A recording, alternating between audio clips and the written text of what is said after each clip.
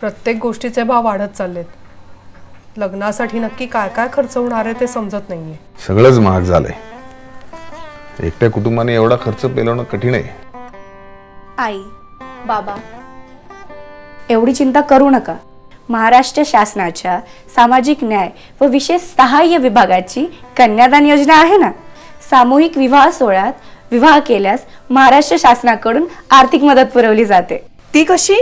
अनुसूचित जाती, नवबौद्ध, विमुक्त जाती, भटक्या जमाती आणि विशेष मागास प्रवर्गातील कुटुंबांना लग्नाच्या दिवशी जोडप्याच्या नावाने 20,000 रुपये आर्थिक मदत पुरवली जाते. सामूहिक सोहळा आयोजित करणाऱ्या संस्थांना प्रति जोडपे 4,000 रुपये प्रोत्साहन अनुदान दिले जाते. यामुळे अनावश्यक खर्च टळतो आणि कुटुंबावरचा आर्थिक ताणही कमी होतो.